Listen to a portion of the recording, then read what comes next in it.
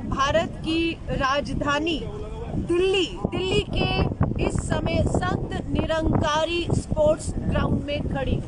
आप मेरे पीछे देख सकते हैं, बहुत बड़ा मैदान है।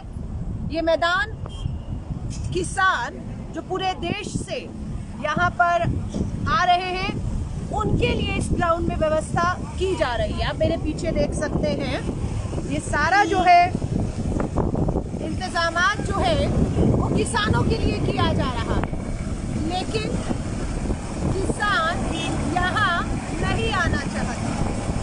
किसान यहाँ नहीं आना चाहता क्योंकि उसकी मांग है उसे रामलीला मैदान या जंतर मंतर जाने की इजाजत दी जाए, जो इजाजत हमारे देश के अन्नदाता किसानों को अभी तक नहीं दी गई है कि वो जंतर मंतर या रामलीला मैदान तक पहुंच पाए। वो सभी लोग अभी आकर कहे हरियाणा दिल्ली के बॉर्डर पे खड़े हुए हैं। मैं हाथ जोड़कर देश की सरकार से कहना चाहूंगी, इस काले कानून को आप वापस क्यों नहीं ले रहे? सब जानते हैं कि देश के कुछ पूंजीपतियों के दबाव में ये काला कानून, किसान विरोधी कानून लाया गया है। कुछ पूंजीपतियों के मात्र दबाव में कानून भी कब लाया गया? जब तालेबंदी थी, आपदा में अवसर खोज लिया, तालेबंदी थी, सब घरों में बंद थे, किसान संगठन आके चर्चा भी नहीं कर पाए कि जून 2020 में तालेबंदी के बीच में केंद्र की किसान विरोधी भाजपा सरकार अध्यादेश लेकर आई। पिछले चोर दरवाजे से अध्यादेश जून में लेकर आई। सितंबर में जब लोकसभा का सत्र बुलाया गया, कोरोना का हवाला दिया गया, चर्चा नहीं हुई, वोटिंग नहीं हुई और उस काले कानून को हमारे देश के अन्नदाताओं के ऊपर थोप दिया गया है।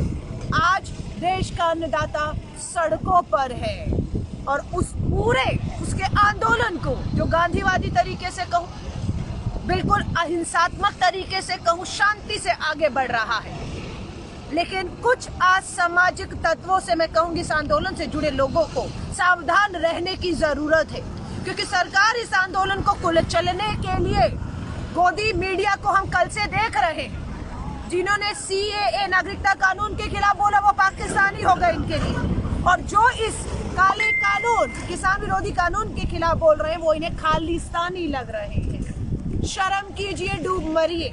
ये देश का अन्नदाता किसान है, जिन्हें आप खालिस्तानी कहते हैं, गुंडे कह रहे हैं। ये देश का अन्नदाता किसान आज सड़कों पर है। केंद्र की भाजपा सरकार को कहना चाहूंगी और दिल्ली की सरकार केजरीवाल को भी कहना चाहूंगी, ये ढोंग और तमाशा बंद करो कि हम खाना दे रहे हैं, हम पानी दे रहे हैं। अरे ये खाना पानी तो हमारे गुरुद्वारे से आए जो सेवादार हैं वो भी दे रहे हैं। आपको क्या करना है केजरीवाल? आपको पंजाब की कांग्रेस सरकार, मुख्यमंत्री कैप्टन अमरिंदर सिंह की तरफ देखना है। उन्होंने विधानसभा का, पंजाब का, छत्तीसगढ़, राजस्थान, हमारी सरकारों ने विधानसभा के विशेष सत्र बुलाए, विशेष सत्र बुलाकर इन काले कानूनों पर चर्चा करके इन्हें निरस्त करके केंद्र को कह दिया संदेश कि काले कानून हमारे राज्यों में, कांग्रेस शासित राज्यों में लागू नहीं होंगे। क्या केजरीवाल, आपको दिल्ली का विधानसभा सत्र नहीं बुलाना चाहिए?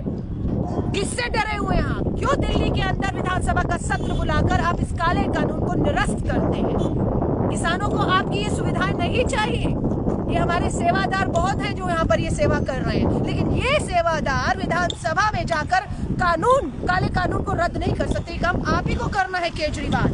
और 23 नवंबर को जब ये आंदोलन किसानों ने शुरू किया दिल्ली चलो का, तब आप ही की सरकार ने नोटिस जारी कर दिया और इस काले कानून को दिल्ली में लागू किया है। ये दोगला चरित्र, ये दोगले चेहरा केजरीवाल जी अब नहीं चलेगा। 23 नवंबर को आपने अधिसूचना जारी की और इस काले कानून, कृषि कानून को लागू करने का दिल्ली में फरमान आपने जारी किया। दम हो तो फाड़िए उसको, दम हो तो एक दिन का विशेष सत्र दिल्ली विधानसभा का अभी और आज बुलाने की घोषणा करिए और इस काले कानून को फाड़िए। मैं कहूंगी किसानों से, देश की सरकारें हैं, हर सरकार पे हर राजनीतिक दल पर देश के करोड़ों किसानों को नजर रखनी चाहिए कि कौन मात्र राजनीति कर रहे हैं, कौन सच में आपके साथ खड़ा होकर इन कानूनों को रद्द करके बिल्कुल किसानों के साथ आज खड़ा दिख रहा है।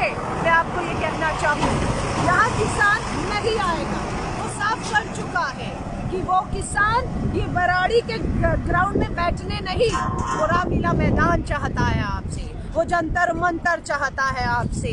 आज आपसे कहूंगी, तानाशाही देश के प्रधानमंत्री जी छोड़िए। आप कहते हैं 3 दिसंबर को मिलेंगे आप किसानों से। 3 दिसंबर आपकी प्राथमिकताओं में क्या है कि आपके पास जो समय नहीं है 3 दिसंबर से पहले? प्राथमिकताओं में देश का किसान होना चाहिए था, प्राथमिकताओं में किसानों का यह आंदोलन होना चाहिए था। सब काम छोड़कर आपको इस अन्नदाता को आज सुनने के लिए यहाँ होना चाहिए था, लेकिन नहीं, आपकी प्राथमिकताओं पर देश के चुनाव है।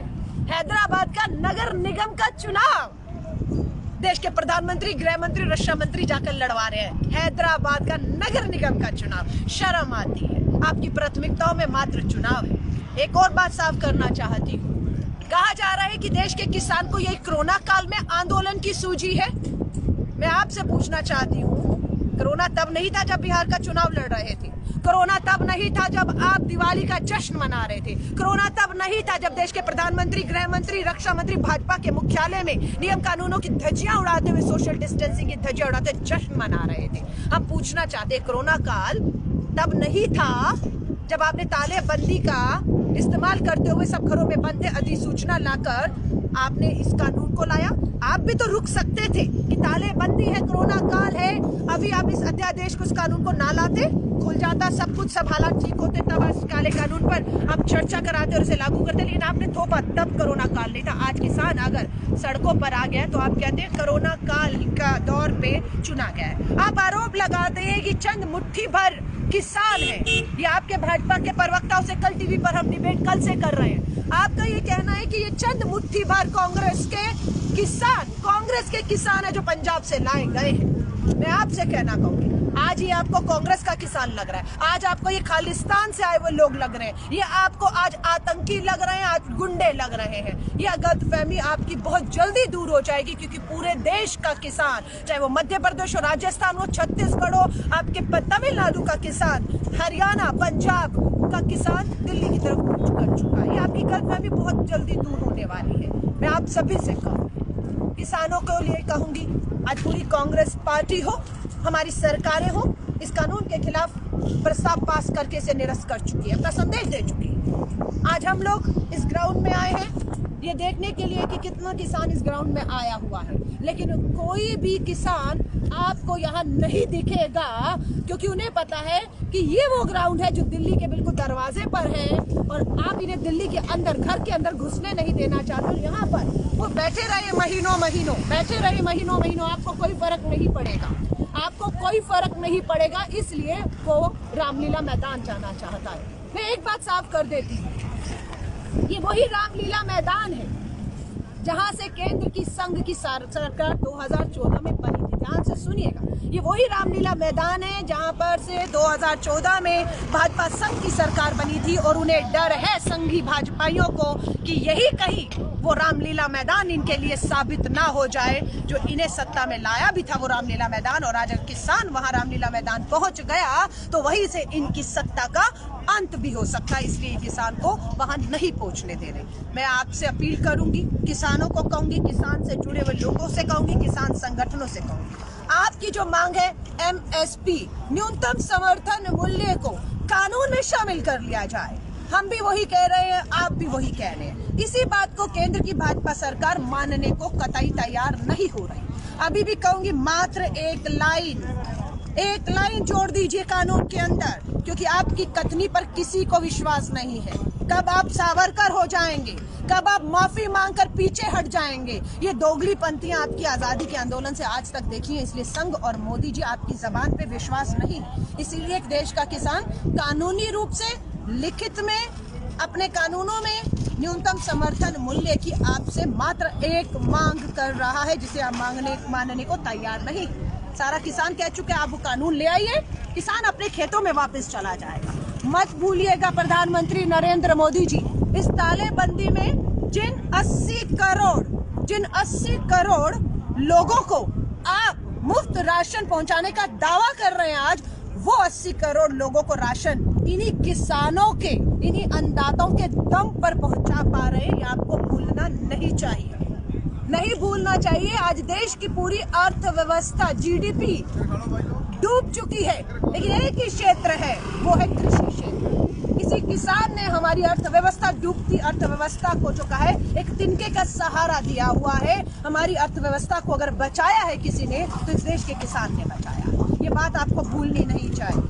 और अपनी गोदी मीडिया से गुमराह करने की कोशिश मत करवाइए कि ये खालिस्तानी है, ये गुंडे हैं, ये आतंकी हैं, ये अंतर्राष्ट्रीय हाथों में खेल रहे हैं। और मैं कहूंगी किसान और जवान को, चाहे वो जवान सरहद में है, चाहे पुलिस की वर्दी में है, ये किसान है, इन्हें आपस में एक दूसरे से लड़वाने का काम मत कीजिएगा। क्योंकि कल हमने देखा है कि पुलिस और हमारे किसान, हमारे जवान और हमारे किसान किस तरीके से दोनों एक साथ थे। कहीं पानी पी रहे एक साथ, कहीं खाना खा रहे एक साथ, क्योंकि हमें मालूम है आज पुलिस भी अपनी एक ड्यूटी को कर रही है। लेकिन आप इस पुलिस को कतई भी मजबूर नहीं कर सकते कि हमारे किसानों पर ये लाठी चलाए, ये मजबूर आप नहीं कर सकते। और मुझे पूरी उम्मीद है कि हमारी पुलिस ऐसा कतई भी नहीं करेगी। पूरे अहिंसात्मक तरीके से, शांति से ये जो आंदोलन बढ़ रहा है, उसे हम यूं ही अंजाम तक लेकर जाएंगे। मांग एक है, एमएसपी न्यूनतम समर्थन मूल्य पर कानून लाया जाए,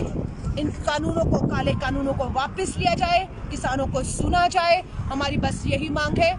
आज दिल्ली प्रदेश कांग्रेस कमेटी पूरी की पूरी यहाँ पर अपना पानी, खाना, टेंट व्यवस्था करके बुराड़ी के इस मैदान में हम कांग्रेस के कार्यकर्ता पूरी तरह से, राहुल गांधी जी पंजाब गए, किसानों के हित में काले कानून के खिलाफ ट्रैक्टर रैली की, उनके आदेश पे आज पूरी कांग्रेस के लोग यहाँ पर बैठे हुए किसानों का इंतजार कर रहे हैं। उनके लिए मेडिकल, खाना पीना, हर तरह की व्यवस्था कांग्रेस ने अपने दम पर की है। लेकिन किसान यहाँ नहीं आना चाहता है, किसान रामलीला मैदान पहुँचना चाहता है। और हमें है कि कांग्रेस की तरफ से हम निवेदन करते हैं कि भारत की और दिल्ली की सरकार रामलीला मैदान में उनके जाने की, रहने, खाने, पीने, शौचालय और स्वास्थ्य सुविधाओं की पूरा इंतजामात करे, जब तक केंद्र की सरकार झुकती नहीं है, काले कानूनों को वापस नहीं लेती। मैं आप सभी से कहूंगी, इस वीडियो को शेयर करिएगा ताकि संदेश जाए कि भारत की राजधानी दिल्ली में ये जो मैदान बुराड़ी का आपको खाली दिख रहा है, वो मांग है कि रामलीला मैदान खोल दिया जाए। शांतिपूर्वक तरीके से किसान वहां बैठे और सत्ता में बैठे लोग उनसे बात करें, रास्ता निकालें, ये हम सब चाहते हैं। मैं आप सभी का धन्यवाद करती हूँ, आपसे जुड़ी रहूंगी। आपको बारी बारी दिल्ली के इस ग्राउंड से क्या हकीकत है किसानों के संघर्ष के बारे में आपसे बताती रहूंगी, ताकि देश में बैठे लोग, करोड़ों लोगों का समर्थन हम इन अन्नदाताओं के लिए आपसे लेते रहें।